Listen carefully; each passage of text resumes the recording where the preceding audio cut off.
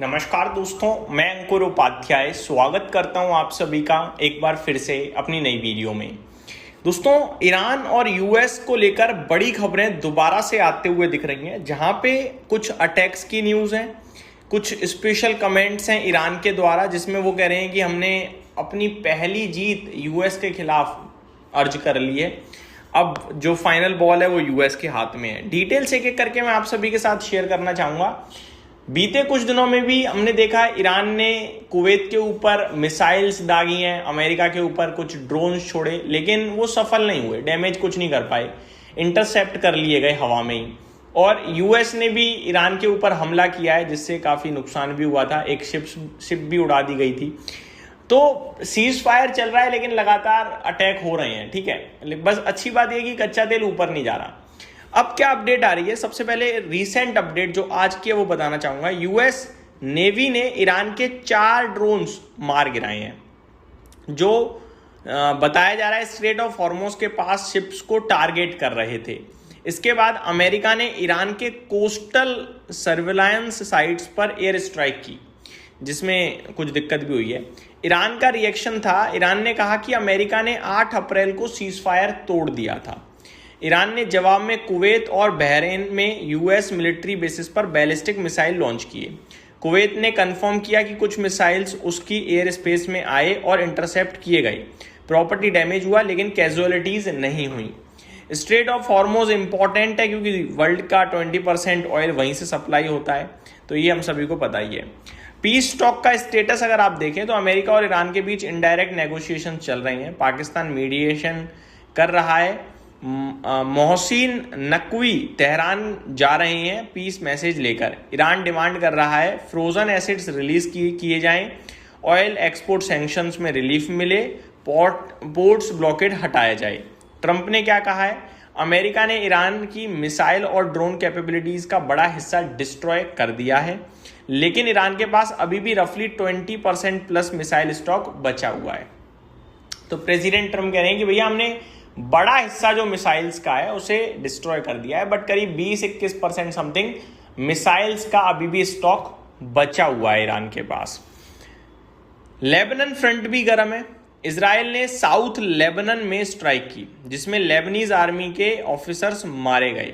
Hezbollah और Israel के बीच tension फिर बढ़ रही है। ईरान कह रहा है कि इजराइल हिजबुल्लाह सीज फायर भी पीस डील का पार्ट होना चाहिए, और इसको लेकर हमने भी रिसेंटली देखा ही था क्या क्या हुआ, जहाँ पे ईरान ने कहा कि अगर ये दोनों लड़ेंगे तो मैं नेगोशिएशंस की बातचीत ही नहीं करूँगा। फिर उन दोनों का मामला दोबारा सीज फायर में आया। इजरायली पीएम ने भी कहा कि हाँ भाई सीज फायर लागू हो रहा है, लेकिन अब फिर से वापस से मामला बिगड़ रहा है। स्ट्रेट ऑफ हॉर्मुज डिसरप्शन का रिस्क बन जाता है, ऑयल सप्लाई रिस्क हो जाता है बार बार। अगर अटैक और बढ़े तो क्रूड ऑयल प्राइजेस स्पाइक कर सकते हैं। ये नेगेटिव रहेगा ग्लोबल मार्केट्स के लिए। जियोपॉलिटिकल रिस्क बढ़ जाएगी, शिपिंग, एयरलाइंस, केमिकल और ऑयल इंपोर्टिंग कंट्रीज पर प्रेशर आ सकता है। सिंपल भाषा में यूएस ईरान कन्फ्लिक्ट्स फिर एस्केलेट हो गए हैं। ड्रोन्स, मिसाइल अटैक्स और स्ट्रेट ऑफ हॉर्मुज डिसरप्शन की वजह से ऑयल मार्केट और ग्लोबल सेंटीमेंट दोनों पर प्रेशर बढ़ रहा है। अब अगर प्रेसिडेंट ट्रंप की बात करें तो ईरान अभी भी डेंजरस है, लेकिन वीक हुआ है, ये प्रेसिडेंट ट्रंप ने कहा है। ट्रंप के मुताबिक यूएस स्ट्राइक ने ईरान की मिसाइल और ड्रोन मैन्युफैक्चरिंग कैपेसिटी का बड़ा हिस्सा डिस्ट्रॉय किया है।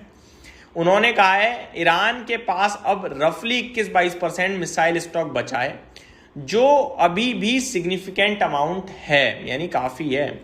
ईरान डील करने को मजबूर हो सकता है। ट्रंप ने कहा है they are strong, they are proud. उनका मानना है कि ईरान इवेंचुअली नेगोशिएशंस में कंसेशंस देगा, लेकिन प्राइड की वजह से टाइम लग रहा है। टॉक अभी ऑफिशियली खत्म नहीं हुई है।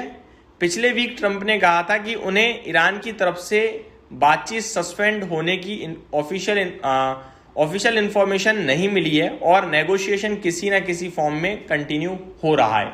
ये प्रेसिडेंट ट्रंप के खुद के ऑफिशियल बयान थे।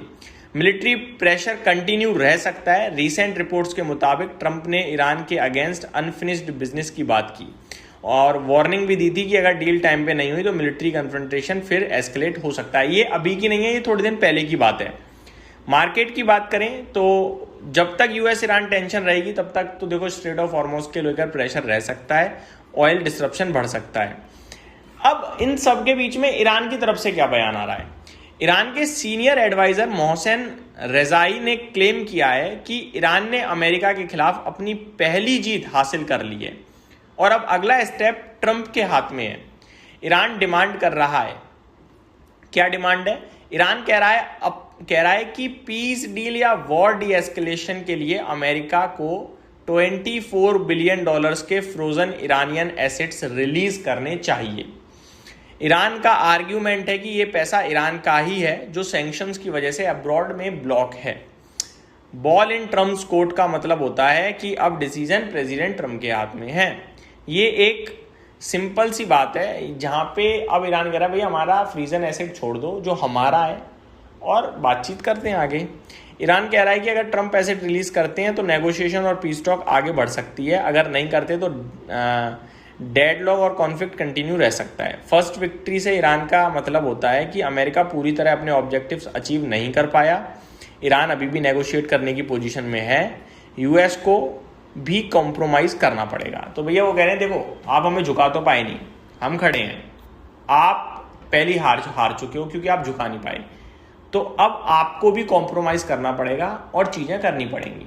आप मेरे एसेट रिलीज करो, बातचीत करते हैं, आगे बढ़ाते हैं डील को। ये तरीका चल रहा है इस समय। देखते हैं दोस्तों क्या होगा क्या नहीं होगा, बट अभी तक सिचुएशन मिक्स्ड टाइप है, वन साइडेड नहीं है। Thank you so much for watching this video, have a great day guys.